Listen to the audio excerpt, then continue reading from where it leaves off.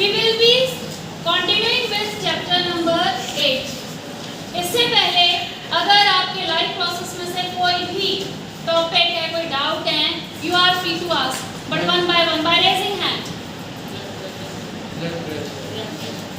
Same. Girls में से किसी को कोई डाउट है? What she saying? Flame? Okay. ठीक है, मैं 2 टॉपिक करा देती हूँ। मैंने शायद 3 बार आपसे पूछ भी लिया। तो टर्म्स में तो पूछ रहे हैं 10 BP फ्लाइम transportation. Okay, you will be messaging, ठीक है? मैं ऑडियो रिकॉर्ड करके आपको सेंड कर देती हूँ। समझ में आ गया तुम्हें? और मैं हमेशा क्लास में कह के जाती हूँ, ये मत सोचना कि क्लास में ही हम पूछ सकते हैं। आपको घर पे कोई टर्म याद आ रही है, पूछना चाहते हैं, you are most welcome. Message कर दीजिए, ऑडियो भेज दीजिए, कोई लाइन का मीनिंग नहीं समझ में आ रहा है, क्वेश्चन की पिक है, आप भेज सकते हैं, ठीक है? आर्टरीज के पास जो ब्लड आ रहा है, it has been sent by heart. Heart ने इसको ब्लड दिया है, तो प्रेशर इसमें क्या रहता है? हाई। वेन्स में प्रेशर रहता है, लेकिन वो ऑलमोस्ट नेग्लिजिबल होता है। तो इसीलिए ये जो ब्लड है, जब आर्टरी में फ्लो हो रहा है, आपको नहीं लगता है ये कुछ प्रेशर एक्सर्ट कर रहा होगा इन टिश्यूज पे? ठीक है, बताई थी मैंने artery. Yes. So this pressure is being felt by the tissues of inner wall of arteries. What are the pipes? सबने खेले होगा। Water pipe. Yes. ठीक है, गार्डन में मिल जाएगा, विचुदल के सामने हाथ लगा के देखा है आपने? जितना स्पेस आप उसका कवर अप करते जाएंगे, थोड़े सा स्पेस जिसमें से वाटर निकल रहा है, वो ज्यादा दूर तक नहीं जाएगा और हाई प्रेशर पे आता जाएगा, क्योंकि अब आप उसके लिए स्पेस कम करते जा रहे हो। सपोज पहले आपके पास इतना बड़ा डायमीटर था जिसमें से पानी निकल रहा था, या इतना बड़ा कोई होल था, पाइप था। आप उसको अगर अपने थंब से या हाथ से कवर अप करते हुए चले जाते हैं, now it will be having exactly half, और हाफ से भी कम स्पेस है पानी निकलने के लिए। तो यहाँ पे प्रेशर जाएगा, और आप देखना जो पानी का फाउंटेन है, पहले अगर वो आपके पैर के पास गिर रहा था, पाइप को अगर अचानक से होल्ड करोगे आप नॉर्मली, तो पानी आपके पैर के पास गिरेगा। वो रिलैक्स्ड है कि हाई प्रेशर है? ठीक है, उसकी नॉर्मल स्पीड है ना। लेकिन जैसे आप थंब से उस पाइप को कवर अप करते, ये वाला सीन कर दोगे तो बिल्कुल थोड़ा सा, तो अब उसका फाउंटेन भी दूर जाएगा। Yes. तो ऐसे ही कुछ होता है हमारी आर्टरीज के पास। डायमीटर इसका ब्रॉड नहीं होता है, नैरो होता है। यस, ब्रॉड डायमीटर वेन्स का होता है। तो यहाँ पे प्रेशर इसीलिए ब्लड का हाई होता है, और ये जो ब्लड अंदर ट्रेवल हो रहा है, it is going to put the pressure on the tissues of artery. समझ में आ गया? और ये प्रेशर किसके इक्वल होगा? जिस रफ्तार से ये जो लेफ्ट वेंट्रिकल है, ओटा को ब्लड दे रहा है। हार्ट बीट अगर आपकी नॉर्मल है, 1 मिनट में 70 बार आपका हार्ट बीट कर रहा है, या 75 बार हो चुकी है, या जब आप भागते हैं, डर किस कंडीशन में होते हैं, 80 भी चला जाता है। समझ में आ गया? तो ये प्रेशर किसके कॉरेस्पॉन्डेंस में है? The pressure putting bye heart. Heart की एक्टिविटीज अगर स्लो हो गई, तो प्रेशर भी आर्टरीज में स्लो हो जाएगा। हार्ट अगर तेजी से बीट कर रहा है, तो ब्लड पे भी प्रेशर क्या होगा? ज्यादा। और इसी चीज को हम बोलते हैं ब्लड प्रेशर। ये जो ब्लड आपकी बॉडी में दौड़ रहा है, इसी को क्या बोलते हैं? कितने प्रेशर से दौड़ रहा है? In simple it is named as blood pressure. और इसकी जो रेंज होती है, इट इज 120/80। ये एक्चुअली ये है, ये न्यूमरेटर में है, ये डिनोमिनेटर में है, एंड यहाँ पे एक यूनिट आती है mm मर्करी। ठीक है, तो एक डेफिनेशन मैंने जो अभी आपको समझाई, the pressure felt by blood vessels by the flow of blood, by the flow of blood is known as your blood pressure. तो ये वैल्यू बेटा मेंटेन करनी जरूरी है। इससे ज्यादा आपका बीपी हुआ तो हाइपरटेंशन बोलते हैं उस प्रॉब्लम को। क्या बोलते हैं? हाइपरटेंशन। और अगर इससे लो चला गया तो इसको क्या बोलते हैं? हाइपो। This is hypotension. अगर इससे ज्यादा चला जाता है हाइपरटेंशन। This is hypertension. इसमें खतरा क्या होता है? आर्टरीज तो नहीं बस्ट होंगी, लेकिन कैपिलरीज है ना, एक्सचेंज ऑफ गैसेस के लिए, मिनरल्स के लिए, ग्लूकोज के लिए। तो कैपिलरीज जो है एक सिंगल सेल वॉल से कवर अप रहती हैं, अगर उनमें प्रेशर पीछे से ज़्यादा आएगा it is going to rupture, internal bleeding हो जाएगी और इंटरनल ब्लीडिंग के कारण उस ऑर्गन में स्वेलिंग आ सकती है।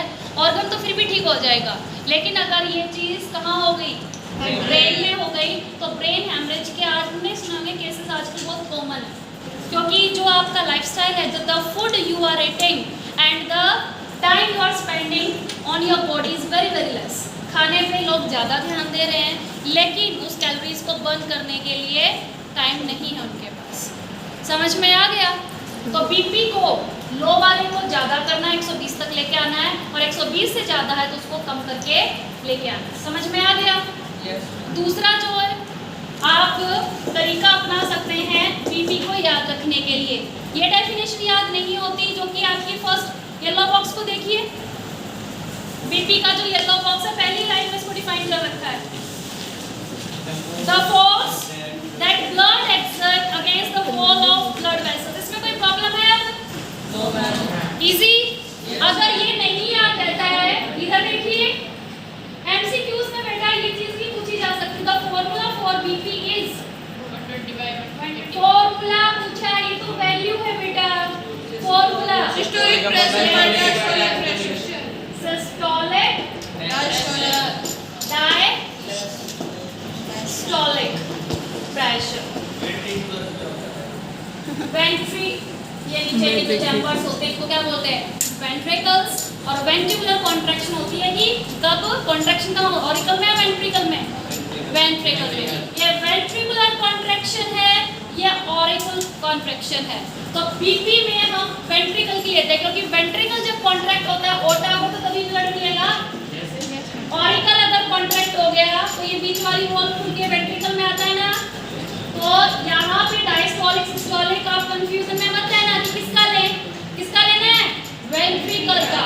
वेंट्रिकल इसमें कॉन्ट्रैक्ट होता है, कॉन्ट्रैक्ट में इसलिए प्रेशर हाई ऊपर लिखा जाता है, डायस्टोलिक में रिलैक्स। समझ में आ गया बीपी का? फिर इंस्ट्रूमेंट का नेम है, डॉक्टर के पास देखा भी होगा, मैनोमीटर। रेंज मैंने बता दी है, प्रॉब्लम्स क्या हो सकती है वो मैंने डिस्कस कर ली है। लो में इंसान क्या हो जाता है, फेंट हो जाता है, टिश्यूज को, सेल को ब्लड नहीं मिल रहा है, ब्लड की रफ्तार कम है, ना वो एटीपी बना पाएंगे, ना बॉडी में एनर्जी रहेगी, चक्कर खा के आदमी गिर जाता है। ठीक है, दोनों ही कंडीशन, विवेकानंद कमेंट, दोनों ही कंडीशन आदमी के लिए खतरनाक है, हाई वाली भी और लो वाली भी। यस विवेक, मैंने आपको समझाया भी था, एक बार मैं फ्लोएम का करवा लेती हूँ, फिर मैं समझा देती हूँ। ठीक है, फ्लोएम में कौन कंडक्ट होता है, वाटर या फूड?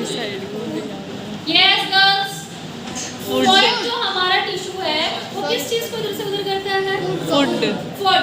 एंड फूड इज ऐसे मॉलिक्यूल्स होते हैं।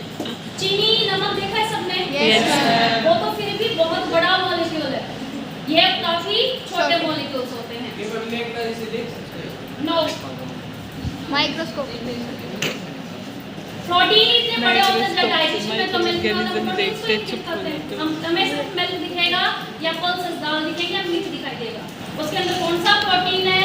चपाती के अंदर कार्बोहाइड्रेट ही नहीं दिखाई दे रहे तो ग्लूकोज दिखाई देगा।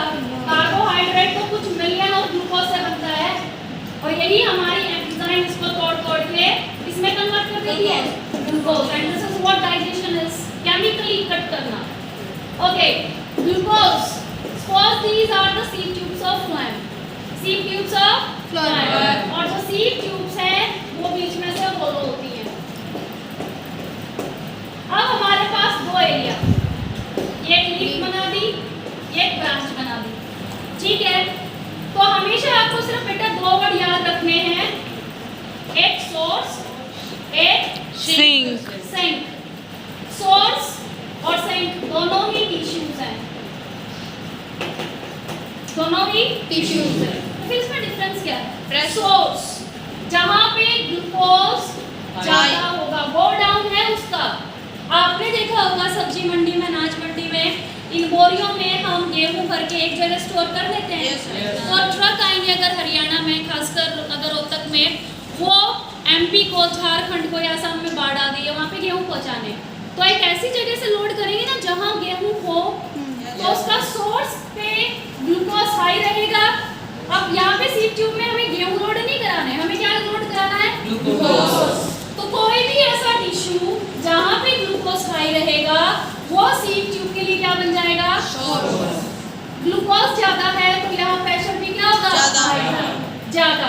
तो यहाँ से ग्लूकोज लोड होने लगेगा सीप ट्यूब्स में। समझ में आ गया? सीप ट्यूब्स में जब सॉल्ट ज्यादा जाएगा, ग्लूकोज ज्यादा जाएगा, तो जाइलम से भाग के आता है वाटर। हाइपरटोनिक कंडीशन बन गई। तो यहाँ से वाटर इसके अंदर जाते ही इनका ऑस्मोटिक प्रेशर बहुत हाई हो जाता है, और ये सिंक आर द टिश्यूज जहाँ पे ग्लूकोज खत्म हो चुका है, ग्लूकोज की कमी है, और जब ग्लूकोज कम है तो यहाँ पे प्रेशर भी क्या है? कम। तो ये ऑटोमेटिकली मूवमेंट सोर्स से सिंक में होने लगेगी। पहले जाएगा ग्लूकोज निकल के बाहर, ठीक है? इन सेल में ग्लूकोज था ही नहीं, कम था ना, तो वाटर यहाँ पे क्या था? जहाँ पे वाटर ज्यादा है तो पहले सोल्ट आए ना निकल के, सोल्ट आते ही यहाँ पे कंडीशन फिर से हाइपर हो गई, और जो यहाँ पे एक्स्ट्रा पानी था सीप ट्यूब में, फिर पानी भी निकल के आ रहा। अब सीप ट्यूब आपकी खाली फिर से। समझ में आ गया? ठीक है, एक बार अगर नहीं समझ में आया वीडियो को आराम से देख लें। So you just remember कि प्लांट खाना लीव से बनवा तो लेता है, लेकिन बेटा आपने एग्जाम्पल में किया था ना, कहाँ वो स्टोर करेगा वो प्लांट की खुद की मर्जी है। आप रेडिश का एग्जाम्पल देखिए और कैरेट का एग्जाम्पल देखिए, बीट रूट चकुंदर होते हैं ना, यस मैम, ठीक है, ये सारे रूट्स के एग्जाम्पल है। तो उन्होंने अपना खाना अपने रूट में स्टोर कर रखा है, लेकिन बनाया तो उनकी लीव्स ने था। कॉलीफ्लावर अपने फ्लावर में अपना खाना डालते हैं, यस। स्टेम शुगर केन है, आलू है, आलू क्या एक टाइप की मैंने स्टेम बताई थी। तो इसीलिए फ्लोएम नहीं देखता कि कहाँ लीफ है कहाँ ब्रांच है। जाइलम में तो हमारा जो ऑर्डर था वो फिक्स था, रूट से पिक करना है हमेशा। सोर्स हमेशा पानी के केस में रूट से तो होंगी, क्या जाइलम के केस में सोर्स चेंज हो सकता है? पानी का सोर्स किसी भी सीजन में किसी भी प्लांट के लिए क्या चेंज हो सकता है? तो जाइलम हमेशा बॉटम से टॉप पे पानी लेके जाएगा, लेकिन फ्लोएम के साथ प्रॉब्लम है। फ्लोएम को ये नहीं पता कि पूरे प्लांट में, ट्री में खाना है कहाँ, तो वो किसको ढूंढेगा? सोर्स को ढूंढता है। किसको ढूंढेगा? सोर्स। ठीक है, और रिप्रोडक्शन को मैं स्टार्ट करा देती हूँ। लेसन है आप डॉक्टर के हाथ में बॉल होती है, क्या होती है? Ball. Take out this diagram. हाँ, ये मैंने ऑनलाइन क्लास में बताया भी था। एक जो बड़ा सा रैप होता है वो हम फैब्रिक का यहाँ पे फाइंड अप कर देते हैं, ठीक है, और उस बॉल की हेल्प से इस फैब्रिक में एयर को पंप किया जाता है, ठीक है। अब फर्स्ट इसका डायग्राम देखिए। फर्स्ट डायग्राम में क्या है बेटा? आपकी जो आर्टरी है, द ब्लड इज फ्लोइंग, अंदर से वो रेड है, ठीक है। अब सेकंड में देखिए, जब आपके ऊपर वो फैब्रिक लग जाता है और डॉक्टर उस बॉल को पुश करता है, तो यहाँ पे ये देखिए प्रेशर आएगा। प्रेशर आपके हाथ पे ऐसे लगेगा जैसे आप किसी ने आपका हाथ बहुत टाइट टाइट टाइट ऐसे जकड़ लिया, और जैसे ही मसल्स पे प्रेशर पड़ेगा, मसल्स के बीच में से आपकी आर्टरी होगी गुजर रही है, तो आर्टरी भी ऐसे पिचक जाती है। समझ में आ गया? अब आर्टरी कोलैप्स हो चुकी है, तो क्या उसके अंदर से ब्लड पास ऑन होने के लिए कोई जगह बची? नहीं। तो दूसरे डायग्राम में देखिए, जो आपकी आर्टरी उस प्रेशर से ऊपर थी उसमें तो ब्लड है रेड रेड, लेकिन जहाँ पे वो फैब्रिक का रैप कर रखा है वहाँ पे बिल्कुल वाइट दिखा रखा है। डॉक्टर स्टेथोस्कोप यहाँ लगाता है, ठीक है। वो बॉल का जो एक सिरा है थर्मोमीटर से जुड़ा रहता है, वो जिसमें मरकरी होती है, तो वो तब तक पंप करता रहता है तो मरकरी उसमें चढ़ती रहती है। यहाँ पे वो स्टेथोस्कोप लगाएगा। स्टेथोस्कोप लगा के आपकी हार्ट बीट एक पॉइंट पे बंद हो जाएगी, यहाँ पे बीटिंग होना बंद हो जाएगी, तो ये आपका प्रेशर होता है मैक्सिमम। क्या होता है? मैक्सिमम। आपको नहीं पता चलेगा बड्स तो उसके कानों में, ठीक है। तो वो उस मरकरी को देख लेता है कि कितना लेवल गया है, फिर वो उस जो प्रेशराइज्ड बॉल है उसको एकदम से छोड़ देता है। अब जो एयर है जो इस फैब्रिक में थी वो निकलने लग जाएगी, निकलने लगी तो फिर धीरे धीरे आपकी मसल्स रिलैक्स होंगी, आर्टरी में एक बार दोबारा ब्लड फिर से दौड़ेगा। अब यहाँ पे जब हार्ट बीट स्टार्ट होती है, प्रेशर गिरा मरकरी में, मान लीजिए पहले लेवल यहाँ तक चढ़ा हुआ था, ये डॉक्टर ने देख लिया, वो उसको अचानक से फिर छोड़ देता है प्रेशर को। ये आपका क्या था? सिस्टोलिक प्रेशर, हाईएस्ट प्रेशर जो अभी आर्टरीज में डेवलप हो रखा है, फिर वो छोड़ देता है, मरकरी धीरे धीरे नीचे आती है। एक ऐसा फिर से वो पॉइंट नोट डाउन करता है जब आपकी हार्ट बीट उसको डॉक्टर को फिर से सुनाई देती है, ठीक है, वो आपका होता है डायस्टोलिक। समझ में आ गया विवेक? और वो इस प्रोसेस को हमेशा 2 बार रिपीट करके देखेगा ताकि एक्यूरेट रीडिंग आ जाए। वो छोड़ते ही नहीं सुनेगी नहीं, पहले वो रिलैक्स भी तो होगी, ठीक है, पहले भी नहीं, पहले मसल्स आपकी सिर्फ आर्टरीज नहीं है बेटा, पहले मसल्स भी तो हैं, पहले मसल्स रिलैक्स होंगे तब आर्टरीज को मौका मिलेगा। जैसे एकदम वो ब्लड रोक देते हैं यहाँ पे, एकदम छोड़ेंगे तो ब्लड नहीं हो सकती है, इसलिए एयर की फोल्ड होती है, ठीक है। अब यही तो बता रहे हैं कि हाई प्रेशर होने के कारण आर्टरीज को कभी चोट नहीं पहुंचेगी, ठीक है, अनलेस एंड अनलाइक कि आपका जो कोलेस्ट्रॉल लेवल है वो भी बहुत हाई गया हुआ है, तो प्रॉब्लम कैपिलरीज में आती है। पहले मसल्स आपकी रिलैक्स होंगी, उसके बाद जो कैपिलरीज हैं, सॉरी आर्टरीज हैं, वो आपकी रिलैक्स होने लग जाएंगे। आप बस ये अब सारे डाउट अभी आएंगे ना, ठीक है। बात जब पीटीसी वाले बच्चे चले जाते हैं ना तब लेने आ जाए, 10 मिनट को या 15 मिनट लगते हैं। This is not a way, please पहले हैंड रेस कर दिया तो बोलने से पहले।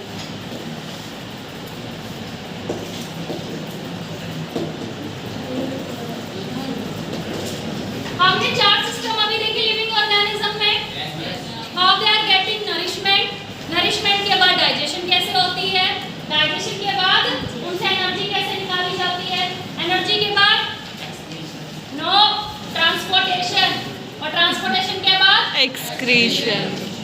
दिस इज द फिफ्थ, आराम से, this is the fifth quality that we are getting to see in living organism. क्या नॉन लिविंग जो ऑब्जेक्ट्स है रिप्रोडक्शन कर सकती है? No ma'am. देखो 2 वर्ड होते हैं, ध्यान दीजिए, इंट्रोडक्शन समझ लीजिए पहले, उन्हें खाते डालो। नॉन लिविंग थिंग जो फैक्ट्री में बनती है बेटा, हमेशा उस फैक्ट्री के पैकेट पे देख लेना, चिप्स कुरकुरे पे या कोई बड़ा अप्लायंसेस, इलेक्ट्रिक अप्लायंसेस, उस पे देख लेना, हमेशा लिखा रहता है प्रोडक्शन फैक्ट्री या प्रोडक्शन यूनिट लिखा रहेगा।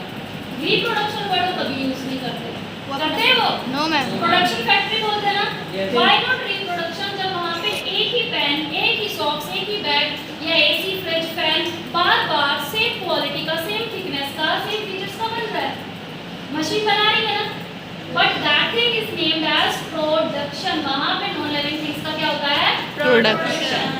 रिप्रोडक्शन जो वर्ड है वो लिविंग ऑर्गेनिजम्स के लिए यूज होता है। अमीबा जिसकी पूरी की बॉडी एक सिंगल सेल से बनी हुई है, वो भी अपनी नेक्स्ट जनरेशन को रिप्रोड्यूस करेगा, एक एलिफेंट भी अपनी नेक्स्ट जनरेशन को रिप्रोड्यूस करेगा। सो नेचर ने किसी के साथ भेदभाव नहीं कर रखा है। जो भी आपके लिविंग सिस्टम्स होते हैं, 4 भी हमने किए, कंट्रोल एंड कोऑर्डिनेशन का काम और रिप्रोडक्शन का, चाहे वो एक सिंगल सेल का ऑर्गेनिज्म हो, क्या बोलते हैं उसको, यूनिसेलुलर, चाहे मल्टी सेलुलर हो, वो हर एक चीज को करने में कैपेबल होता है।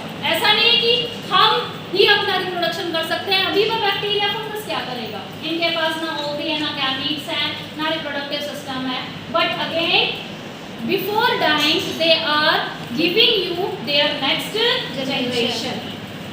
दोनों में डिफरेंस समझ में आया? प्रोडक्शन में से, बीच में से अगर उस फैक्ट्री की पावर सप्लाई कट कर दी जाती है, मशीन में कोई खराबी आ गई, लेबर स्ट्राइक पे चले गए, तो जहाँ पे ये पंखे, ट्यूबलाइट का कोई भी आर्टिकल बन रहा है, क्या बन पाएगा? No ma'am. तो इसीलिए पंखा अपने खुद का जो नेक्स्ट जनरेशन है उसका डिजाइन क्या कॉपी कर सकता है? रिप्रोडक्शन किस लिए डेफिनेशन में आता है? Producing the next generation reproduction by the same organism, by the Same organism. बीच में उसने किसी की ये पावर सप्लाई की रॉ मटेरियल की हेल्प ली? So producing the next generation is not reproduction. ये तो उनको की भी next generation. आपने मोबाइल के या लैपटॉप के आगे सुना होगा ना next generation processor. Yes? Yes. पहले दूसरे आते थे, अब दूसरा वैसे नेटवर्क में हम बहुत ज़्यादा चेंजेस देख रहे हैं. Yes? जो एग्जाम्पल डिस्कस कर रहे हैं ना वो कर लिया. ठीक है? मैं क्या बोल रही थी? लोअर क्लासेस में आपने रिप्रोडक्शन की डेफिनेशन बस इतनी पढ़ी होगी, producing the next generation. But यहाँ पे दो वर्ड लग जाएंगे, by the organism. Listen, by the organism and of its own kind. Of its own Kind. ऐसा नहीं है कि फ्रेश ज़ेब्रा को बर्थ करा सकती है या मस्कीटो डॉल्फिन को. Is this possible? No. अब तक बताएगा रिप्रोडक्शन की डेफिनेशन. Followed by you. बस ये नीचे एक और इन्फॉर्मेशन लिख रखी. By their own kind. By their own and by their own kind. Repeat this line. And by their own. अपने जैसे और अपने आप प्रोड्यूस कर लेना नेक्स्ट जनरेशन को क्या कहलाता है? Production. Take your seat. Yes Pravin. Repeating. Reproduction.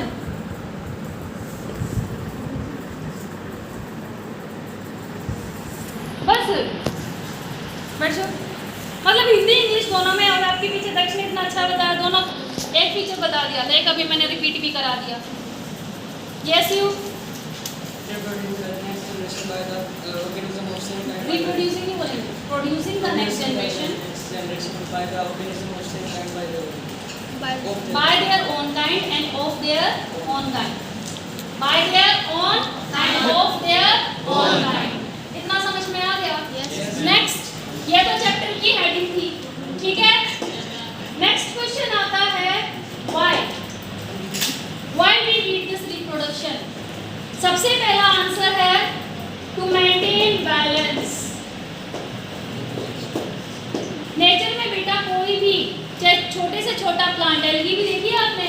Yes, ma'am. तो एल्गी को यूजलेस मानते हैं कि हर जगह पानी को गंदा कर देती हैं, ऑर्गेनिक मैटर को डिकम्पोज करती हैं. लिसन हियर, आपको ये पता है कि आपका जो ऑक्सीजन है मोर देन 60% कहाँ से आता है? और टेरेस्ट्रियल का है. अर्थ का टोटल 60% अगर हम ऑक्सीजन देखें जो हम हर सेकंड हर मिनट यूटिलाइज कर रहे हैं, it is given by oceans. और ये बहुत सिंपल सा रेशियो है. अर्थ को 70% किसने कवर किया है? Water. तो वाटर के प्लांट कौन हुए? और ये क्या फोटोसिंथेसिस नहीं करेंगे? Aquatic plants are there but उनका रेट ऑफ फोटोसिंथेसिस काफी कम रहता है. अगर आप सी फ्लोर की बात कर रहे हैं, they are doing photosynthesis, लेकिन वो जितना कर पाते हैं उतना उनके aquatic animals No, sir. Terrestrial के लिए काफी कम बचती है. समझ में आ गया? Yes. तो जिनको लगता है कि पेड़ सिर्फ जमीन पे होते हैं, नहीं, सी फ्लोर पे नीचे जाके देखेंगे, एल्गी को ऊपर देखेंगे. आप बैरियर रीफ्स का अगर आपने कभी प्रोग्राम देखा हो, ऊपर से आप देखोगे पूरा ओशन ग्रीन ग्रीन नजर आता है. Yes. और ओशन में से जिस दिन एल्गी खत्म हो गई, ये जो शार्क्स हैं, फिशेस हैं, एक्वेटिक लाइफ खत्म हो जाएगी. ठीक है? जू प्लैंकटन इन पे फीड करते, छोटे छोटे इंसेक्ट, उन पे फिर स्मॉल एनिमल्स फीड करते हैं जो समुद्र में रहते हैं, और उसके बाद ये फूड साइकिल चलती रहती है. एल्गी नहीं तो ऑक्सीजन नहीं, और ऑक्सीजन नहीं तो ये जो फूड साइकिल स्टार्ट हो रही है ये भी स्टार्ट नहीं नहीं होगी. तो यहाँ पे चाहे कोई भी छोटा प्लांट है, मस्कीटो हमें इरिटेटिंग लगते हैं कि क्या ये पी करते रहते हैं. यस, कॉकरोच इरिटेट करते हैं कि नहीं करते हैं? छिपकली. लेकिन बेटा आप ध्यान से देखेंगे जिस घर में छिपकली 4-5 होंगी तो उसमें मस्कीटोज हमेशा कम होते हैं. यस. कॉकरोचेस आप अगर नेचुरल में देखते हैं, हमारे हाउस होल्ड में तो ये ठीक है, फूड पॉइजनिंग के लिए रिस्पॉन्सिबल रहते हैं गर्ल्स. नेचुरल कंडीशन में अगर आप देखेंगे तो help in pollination, see this person, ठीक है। और टीच करने के लिए जैसे रैट हो गया, माउस हो गई, लिज़ार्ड हो गई, तो ये फूड साइकिल में भी पार्टिसिपेट करते हैं। कॉकरोच को हटा दिया तो जो ऑर्गेनिज्म इसमें टीच कर रहे थे वो मुक्त हो जाएगा, तो धीरे धीरे वो भी जाएगा। लेसन हियर आपने फूड वेब या फूड चेन पढ़ी है लोअर क्लासेस में? Yes, ma'am. वो आपके लिए चाहे कुछ नहीं कर रहे, लेकिन जैसे मैं इसको एग्जांपल दे रही हूँ, एक लिजर्ड है, माउस है, लेकिन उसके लिए तो खाना है।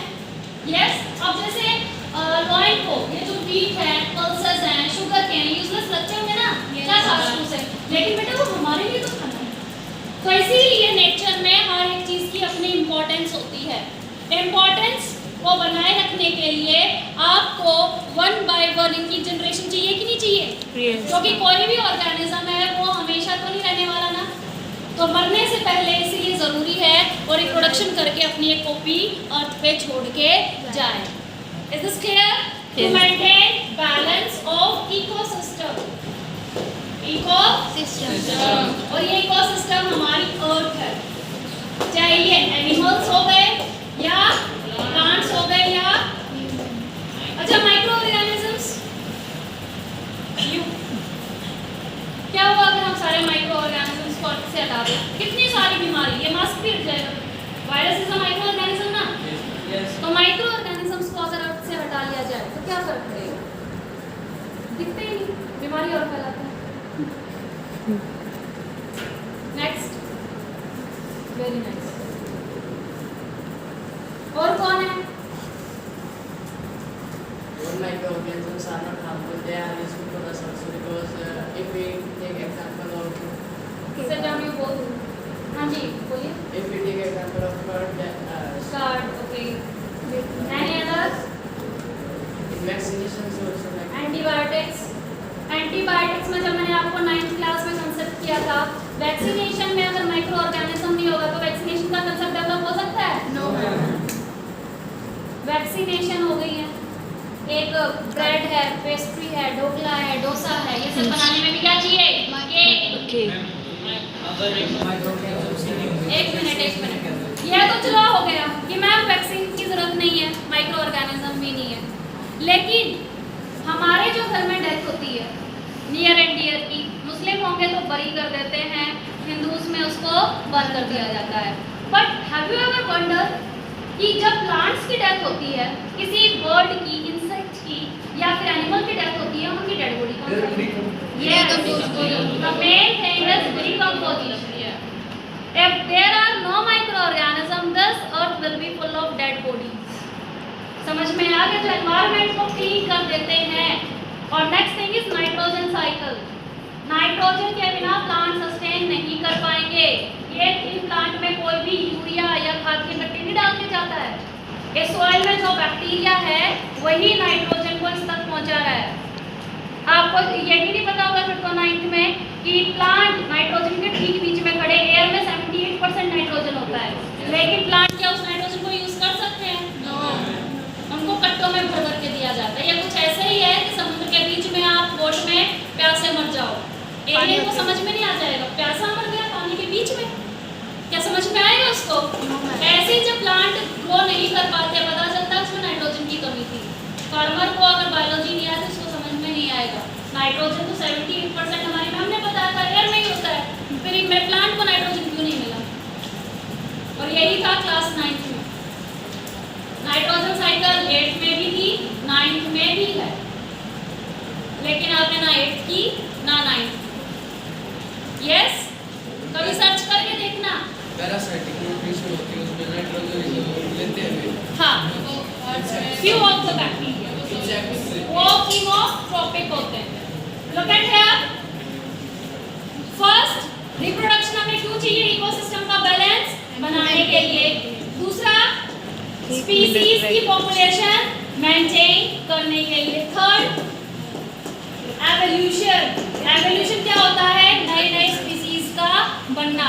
आज हम मंकी को बोल रहे हैं ये हमारे एंसेस्टर थे, कल और भी ज़्यादा एडवांस स्पीसीज अर्थ पे आएंगे। आपको नहीं लगता हमेशा अर्थ कभी अपने पेरेंट्स से, दादा दादी से बात करके देखना कि जो अभी हमने जुलाई के लास्ट में फील किया, इतनी सारी बारिश कुछ ही हफ्ते में आ गई थी, ऐसे पहले नहीं होता था। जहाँ पे बाढ़ आ रही है वहाँ पे सूखा पड़ रहा है, जहाँ पे सूखा पड़ रहा है वहाँ पे बादल बर्स्ट हो रहे हैं। यस Yes, तो अर्थ बेटा कुछ हजारों साल में 100 साल में अपने आप को चेंज करती रहती है। ये चेंज अब हजारों साल के मोहताज नहीं है, क्योंकि हमने पॉल्यूशन ही इतना कर दिया है। अर्थ का टेम्परेचर नए नए माइक्रो ऑर्गेनिज्म आ रहे हैं, तो अब जाके ह्यूमन बीइंग या तो सस्टेन करेगा या सस्टेन नहीं कर पाएगा। हमारे